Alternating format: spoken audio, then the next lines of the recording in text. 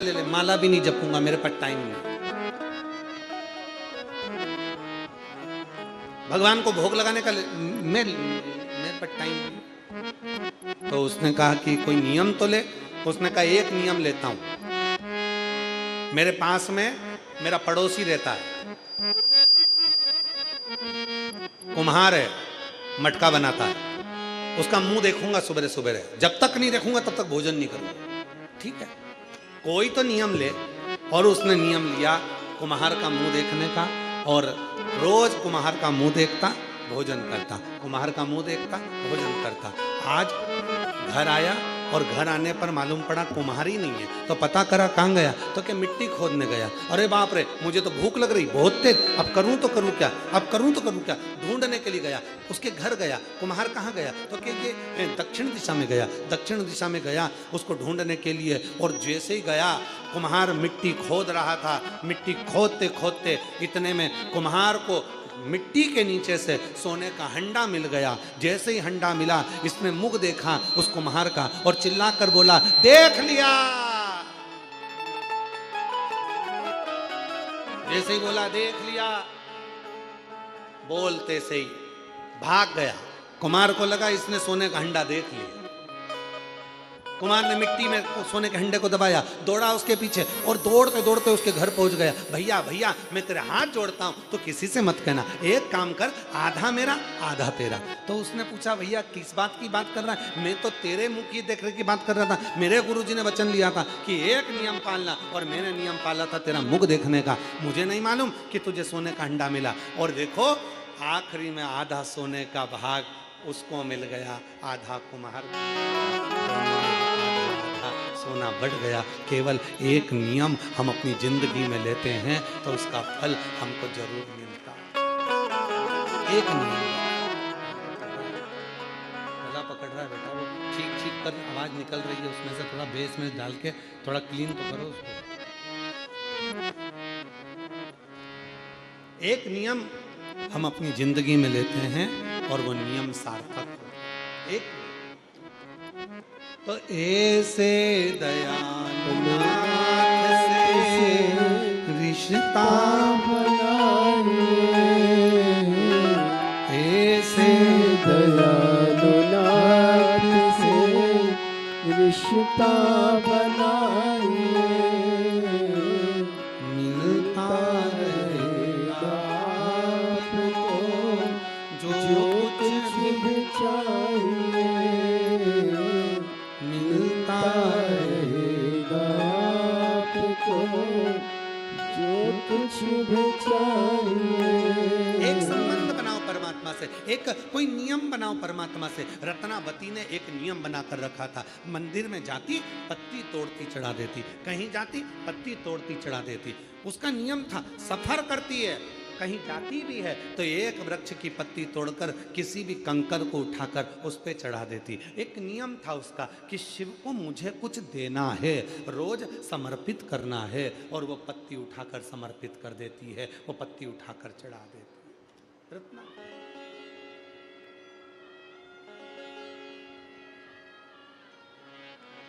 शिव ने कृपा कर दी, भगवान शंकर ने करुणा कर दी, भगवान शिव ने दया कर दी।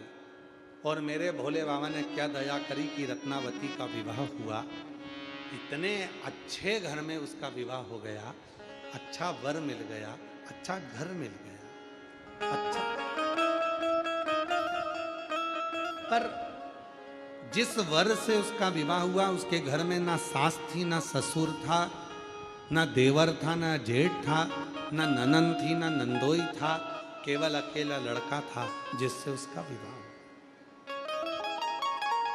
अब आप लोग तो कहोगे, अच्छा है गुरुजी, कोई नहीं था। पहले के समय में लड़की के लिए लड़का ढूंढते थे तो बड़ा घर ढूंढते थे। कम से कम लड़की के 4-5 काका ससुर, ताऊ ससुर हों, 2-4 मामा ससुर हों, 3-4 फूफा ससुर हो, 2-4 मौसा ससुर हो, लड़की के कम से कम 2-4 देवर जेठ हो। इतना बड़ा परिवार देखते थे। क्यों? लड़की के लिए बड़ा परिवार इसलिए देखा जाता था कि लड़की को अगर कोई दुख होगा वो अपने पति से नहीं कह पाएगी, ससुर से नहीं कह पाएगी, तो काकी सास से कह देगी, काकी से नहीं कहेगी ताई से कह देगी, ताई सास से नहीं कह पाएगी ननन से कह देगी, एक ननन से नहीं बोलेगी तो दूसरी ननन से बोल देगी, दूसरी ननन से नहीं बोलेगी तो मौसी से बोल देगी, मौसी से नहीं बोलेगी तो मामी से बोल देगी, मामी से नहीं बोलेगी तो बुआ से बोल देगी। किसी को कहकर अपना मन तो हल्का कर लेगी, इसलिए बड़ा परिवार देखते थे। आज के ज़माने में लड़की के लिए जो घर ढूंढा जाता है, छोटे से छोटा, छोटे से छोटा, बिल्कुल छोटा लड़का जॉब में, हाँ, कहां कर रहा है? बेंगलोर में। अच्छा,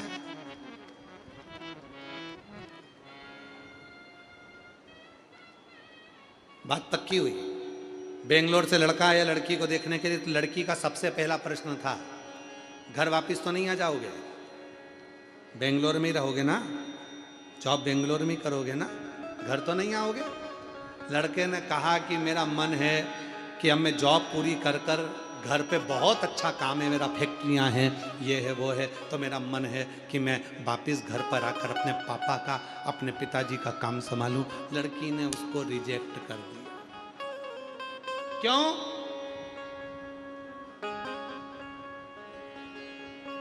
कोई नहीं चाहिए, केवल मैं तुम दोनों रहें, कोई अपने को बोले नहीं, कोई अपने को कहे नहीं, कोई अपने को टोके नहीं, बस मैं अपनी मर्जी की करूं, तुम अपनी मर्जी का करो।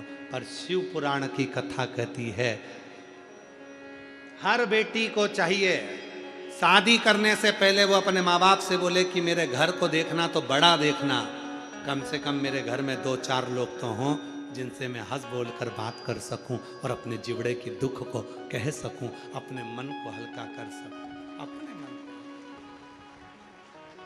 पर आज के लोग नहीं कहते, आज के लोग नहीं कहते। रत्नावती को जो घर मिला वो अकेला लड़का, रत्नावती को जो घर मिला वो अकेला लड़का, कुछ नहीं करता, कोई परिवार में सदस्य नहीं, अकेला, अपने काम में लगाओ, अपने कृत्य में लगाओ। अब आया रत्नावती का जाते का समय, गर्भ से हो गई, गर्भस्थ हो गई, गर्भ में बच्चा आ गया,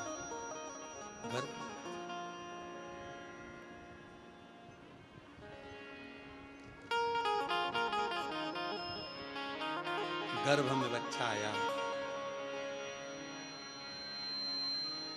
पति ने अपनी पत्नी से कहा, सुनो, यहां पर कोई जापा कराने वाला, डिलीवरी कराने वाला या बच्चे को जन्म देने वाला कोई नहीं, तुम अपनी मां के घर चले जाओ। लड़का अपनी पत्नी को उसकी मम्मी के घर, उसकी मां के घर, उसकी आई के घर छोड़ दिया। बहुत ध्यान से सुनना, भारत की भूमि का केवल एक शंकर जी का मंदिर है दक्षिण में,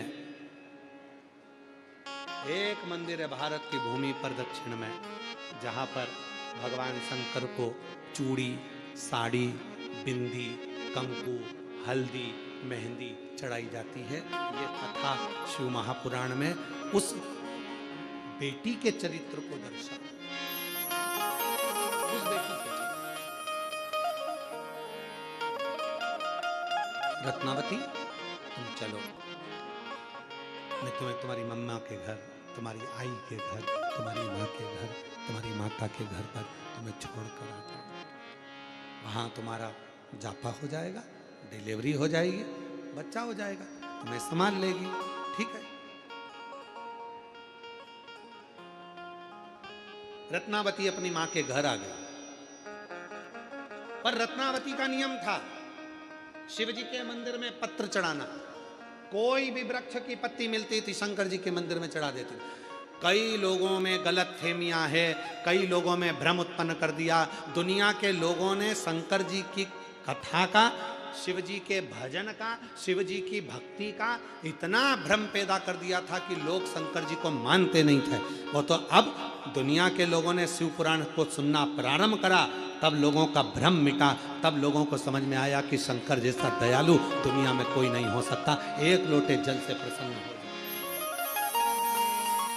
और आज भी कई गांवों में लोगों ने भ्रम पैदा कर रखा है, गर्भवती हो जाओ तो शंकर जी के मंदिर में जल मत चढ़ाओ, गर्भवती नारी को शंकर के मंदिर नहीं जाना चाहिए। कई माताएं कहती हैं गर्भवती नारी को शिव जी की पूजन नहीं करना चाहिए। कई लोग कह देते हैं गर्भवती स्त्री को शंकर जी का पार्थिव पूजन नहीं करना चाहिए। कोई कह देता है गर्भवती नारी को भगवान का पूजन नहीं करना चाहिए। कोई कह देता है गर्भवती स्त्री को शंकर जी की आराधना नहीं करना चाहिए।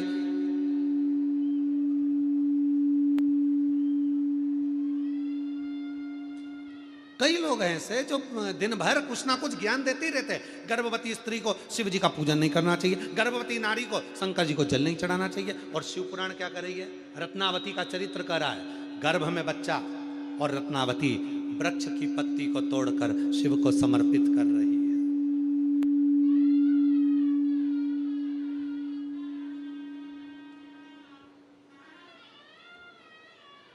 रत्नावती भगवान शंकर को बेल अब वृक्ष की पत्ती समर्पित कर रही।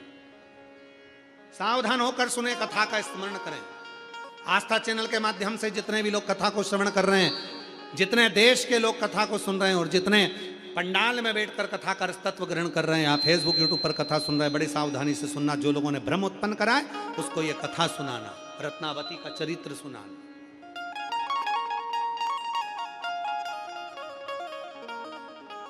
रत्नावती गर्भवती है, गर्भ में बच्चा है, रत्नावती की संतान है, गर्भ में बच्चा है।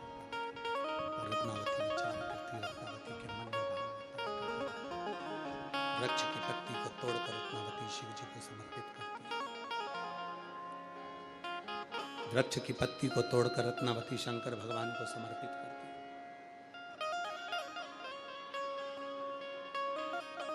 क्या दूं मैं शिव, क्या प्रदान करूं मैं शिव?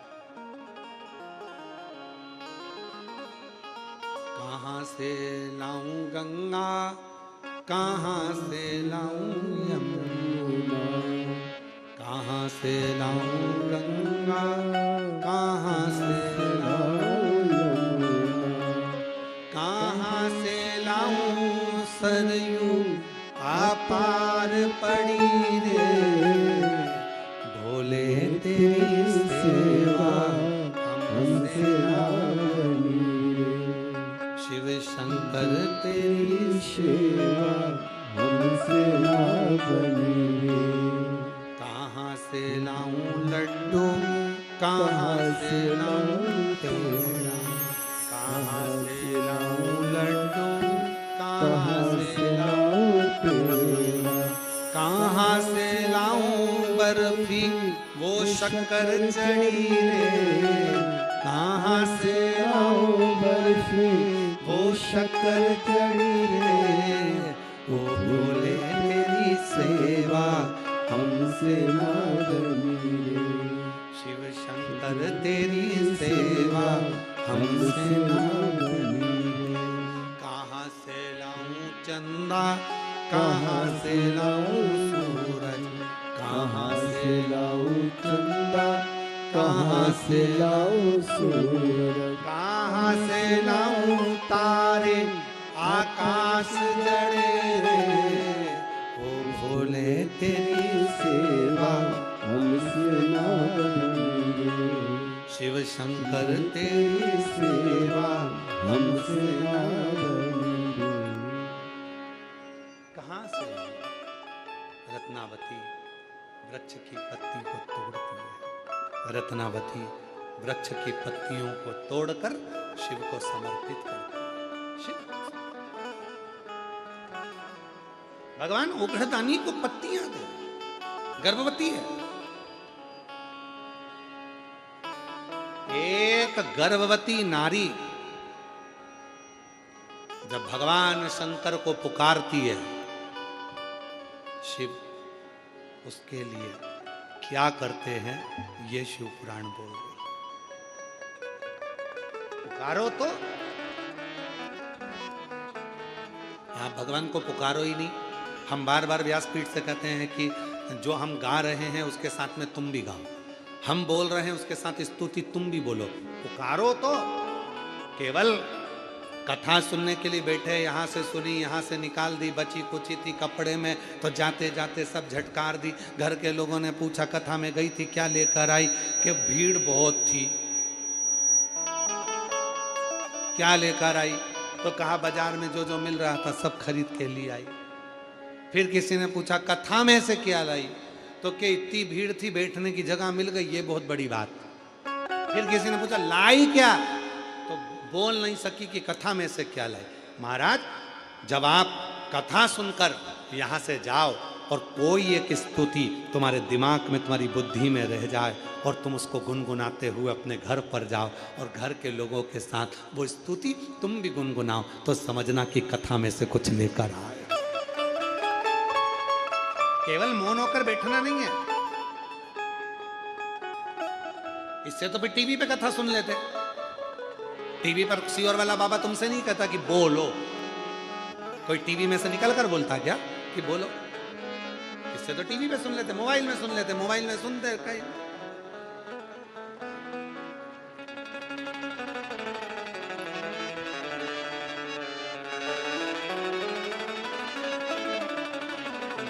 मोबाइल पे सुना तो कहीं इधर मुंह, कहीं उधर मुंह, कहीं ऐसे कहीं वैसे। तो टीवी पे मोबाइल में तो तुम्हारी मर्जी, जैसा तुम चाहो वैसे बैठ के सुनो। पर कथा सुनने के लिए शिव महापुराण की कथा में अगर दूधनाल तुम पहुँचे हो, महाराष्ट्र की इस पवित्र धरा पर पहुँचे हो, तो यहाँ तुम्हें केवल बैठना नहीं है, पुकारना है। पुकारने से मतलब है साथ में बोलना है। पुकारने से क्या होगा, तुम यहाँ से जाओ भैया, जरा जाते जाते कहीं ना कहीं भिखारी को देखना, भिखारी बैठा होगा, चिल्ला रहा होगा, पुकार रहा होगा, दे दो भैया, दे दे भैया, दे दे। जब पुकार रहा होगा तो कोई ना कोई उसको 5-10 रुपया, 1-2 रुपया तो दे ही देगा, निश्चित है। उसी तरह जब हम भोलेनाथ को पुकारेंगे तो मेरा भोलेनाथ जाते जाते कुछ ना कुछ करुणा कर ही देगा।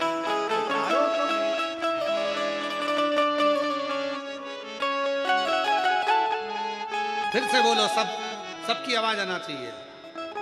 मांगा है भोलेनाथ वरदान, तेरी कृपा बनी रहे जब तक जिंदगी, तेरी कृपा बनी रहे जब तक मांगा है भोलेनाथ से वरदान। पुकार, पुकार। बहुत जोरदार।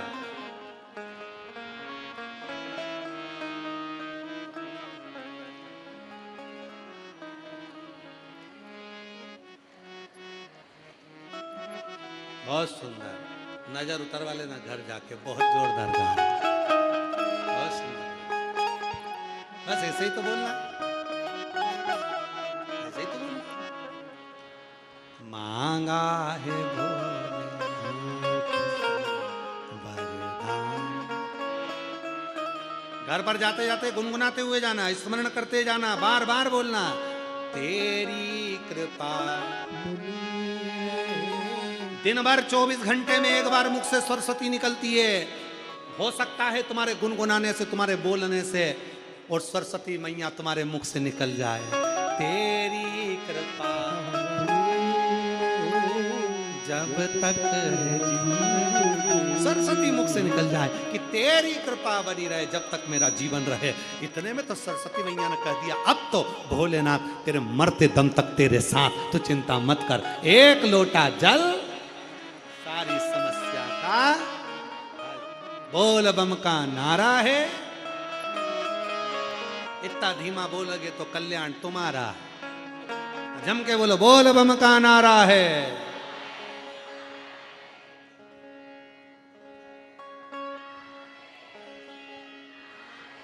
लगा करंट, करंट लगा, अभी असर दिखा।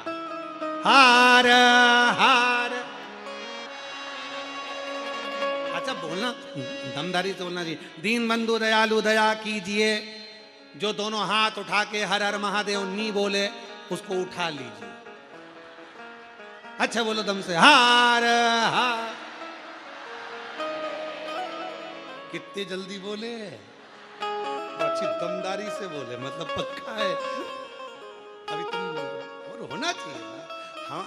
हम ज्यादा हर हर महादेव हम ज्यादा नहीं बोलते, क्योंकि कई लोग गाड़ी चलाते चलाते कथा सुनते हैं, तो हमने बहुत कम हर हर महादेव बोलना कम कर दिया। क्योंकि लोग गाड़ी चलाते चलाते कथा सुनते तो उनके पत्र पहले बहुत आते थे। मोटरसाइकिल पे जो जाते थे, कथा कान में कथा सुन रहे हैं, और हम कह देते थे कि दीन बंधु दयालु दया कीजिए, जो हर हर महादेव नहीं बोले उसको उठा लीजिए। तो बेचारा पहले गाड़ी रोकता था, फिर हर हर महादेव करता था। तो जितने आसपास में गाड़ी चलाने वाले थे वो उसको देखते थे, इसको हो क्या गया, कहीं मिर्गी का दौरा तो नहीं आ गया। तो हमने धीरे धीरे कहना बंद कर दिया ये कि अब आप लोग बोला करो, पुकारो उसको।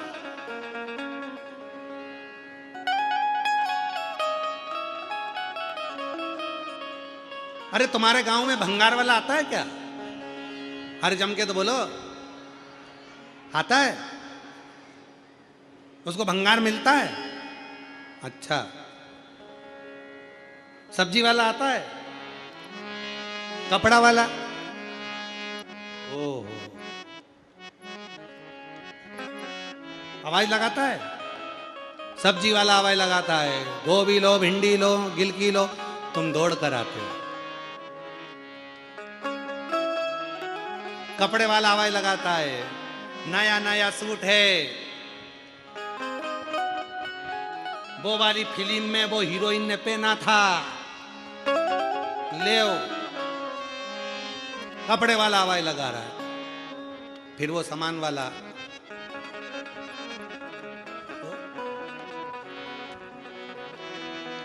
पेंटिंग वाला, फिर वो भी आवाज लगाता है। बिंदी ले लो, चूड़ी ले लो, झुमका ले लो, पायल ले लो, फिर तुम दौड़ के। अब जरा विचार करिए, सब्जी वाले की आवाज लगाने से तुम दौड़ कर जाते हो, कपड़े वाले की आवाज लगाने से बेटियां दौड़ कर जाती हैं, श्रृंगार वाले की आवाज सुनकर सौभाग्यवती नारियां दौड़ कर जाती हैं, आइसक्रीम वाले की आवाज लगाने पर बच्चे दौड़ कर जाते हैं, तो हर हर महादेव कहने से महादेव दौड़ कर आता है, ये निश्चित हो जाता है।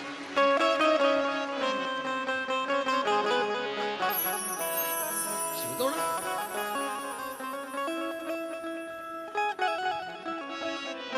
रत्नावती ने आवाज लगाई। रत्नावती गर्भ से थी, पत्ती तोड़कर शिव जी को चढ़ाती, पत्ती तोड़ शंकर भगवान को भोलेनाथ जी को समर्पित कर।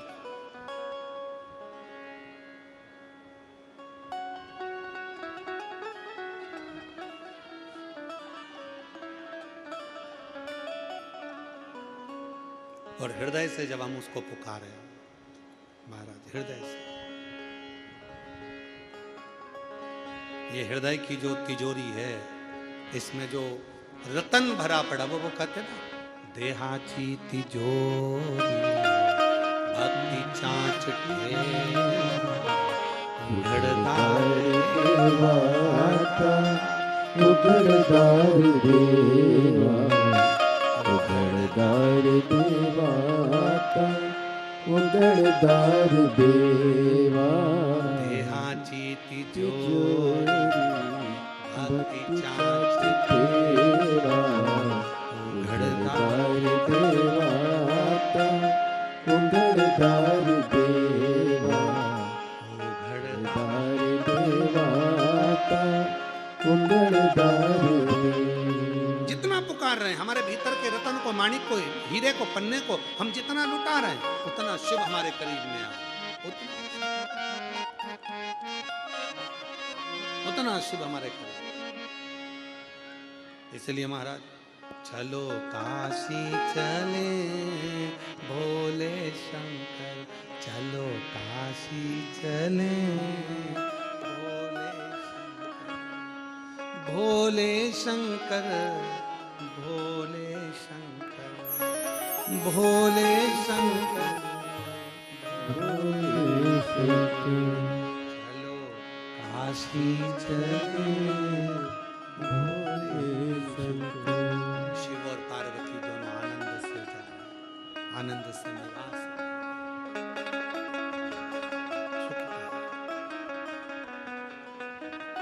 रत्नावती के गर्भ में बच्चा है, मां के घर में रह रही है। प्रसव पीड़ा रत्नावती के शरीर में होने लगी, प्रसव पीड़ा। मां ने कहा बेटा मैं तेरे लिए वेद को ढूंढ कर लेकर आती हूं, मैं तेरे लिए डॉक्टर को ढूंढ कर लेकर आती हूं। वेद लेकर आती हूं, तो चिंता मत कर, मैं अभी जाऊंगी, अभी लेकर मैं अभी जाऊंगी, अभी लेकर आऊंगी। मां दौड़ी, बूढ़ी मां दौड़ पड़ी और बूढ़ी मां जैसी दौड़ती दौड़ती दौड़ती दौड़ती गई, जल वृष्टि प्रारंभ हो गई। ऐसा पानी गिरने लगा, ऐसा जल गिरने लगा, ऐसा जल गिरने लगा, ऐसी जल वृष्टि होने लगी। बाढ़ आ गई, जल वृष्टि, आंधी चलने लगी, तूफान चलने लगा, पानी गिरने लगा। बूढ़ी मां बाढ़ में फंस गई। बेटी को प्रसव पीड़ा हो रही थी, गर्भ में बच्चा था, गर्भ में। और अंत समय प्रभु सब बोलो, सब बोलो, अंत समय प्रभु। और अंत समय कौन सा? जब मेरा दुख का घड़ी है, जब मेरा दुख का समय है, जब मेरी तकलीफ का समय है, जब मेरे कष्ट का समय है, उस समय पर अंत समय और वचन दिया तो निभाना पड़ेगा। आए ना आए प्रभु कुटुंब कबीरा, अंत समय प्रभु आना पड़ेगा। और वचन दिया तो निभाना पड़ेगा। प्रसव पीड़ा हो रही है, किसको पुकारे?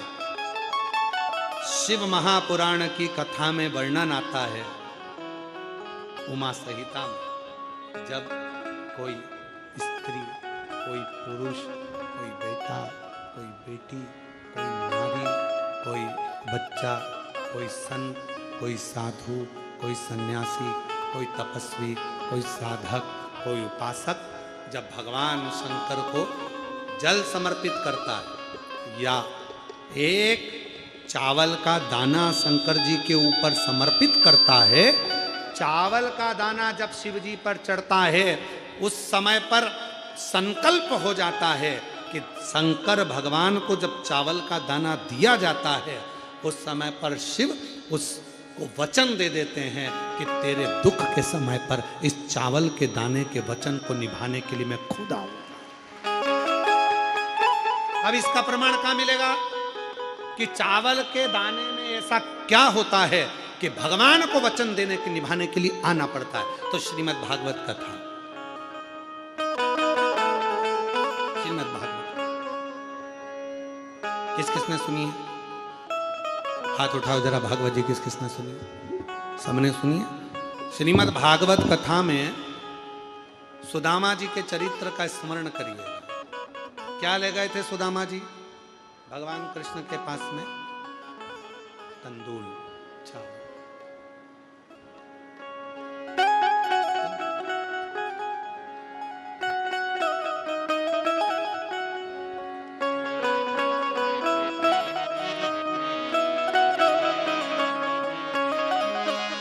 लगाया गले से सुदामा को,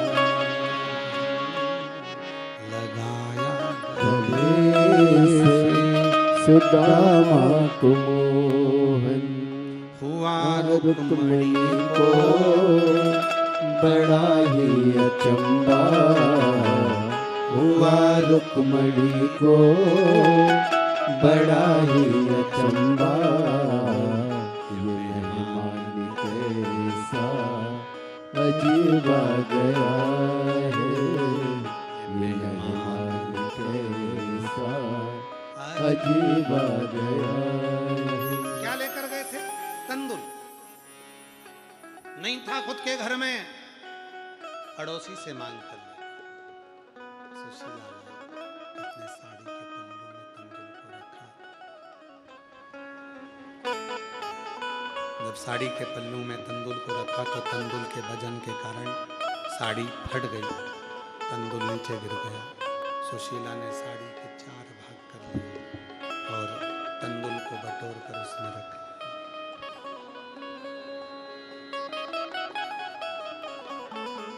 बटोर कर उसमें रखा, लेकर सुदामा जी को दिया। सुदामा जी ने बाजू में दबाया, लेकर चल दिया।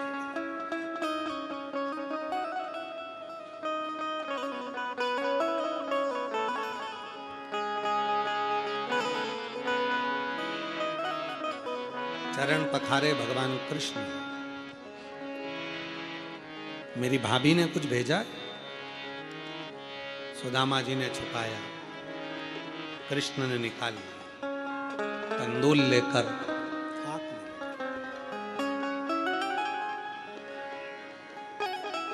तीन लोक का राज्य सुदामा जी को दे दिया। एक, केवल एक चावल का दाना जब शंकर भगवान को चढ़ता है तो